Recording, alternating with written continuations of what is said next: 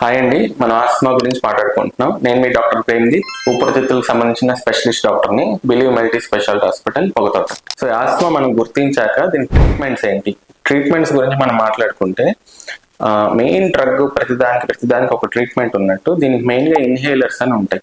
Inhaler అన్న పదం రావడమే పేషెంట్స్ లో చాలా కంగారు చూస్తుంటాం. సరే ఇన్హేలర్స్ అవసరమా, ఇన్హేలర్స్ వాడచ్చా, ఇవి వాడితే లైఫ్ లాంగ్ వాడాలి, ఇలాంటి క్వశ్చన్స్ ఎక్కువ వస్తుంటాయి. సో ఇనిషియల్ స్టేజెస్ ఆఫ్ ఆస్తమాలో మామూలు మందులతోనే మనం ప్రయత్నం చేయొచ్చు. బ్రాంకోడైలేటర్స్ అంటాం, మైల్డ్ డోస్ ఆఫ్ స్టిరాయిడ్స్ పెట్టుకుంటాం. కొంచెం అది ప్రోగ్రెస్ అవుతుంది అన్న టైంలో మెయిన్ డ్రగ్ దీనికి ఇన్హేలర్సే. సో ఇన్హేలర్స్ గురించి నీ అపోహలు అయితే అవసరం లేదు. ఇన్హేలర్స్ వాడితే డిపెండెన్స్ వస్తుంది, ఇది లైఫ్ లాంగ్ వాడాలన్న పాయింట్ అయితే తప్పు కంప్లీట్ గా.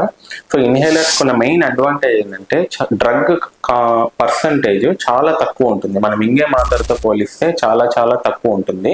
డైరెక్ట్ గా ఊపిరితిత్తుల్లోకి వెళ్తుంది. మాత్ర మింగితే పొట్టలోకి వెళ్ళి సర్క్యులేషన్ లోకి రావాలి, సైడ్ ఎఫెక్ట్స్ ఉంటాయి. దీంట్లో సైడ్ ఎఫెక్ట్స్ అనేవి చాలా మినిమల్. సో ఇన్హేలర్స్ వాడడమే ఆస్తమాకి చాలా అవసరం.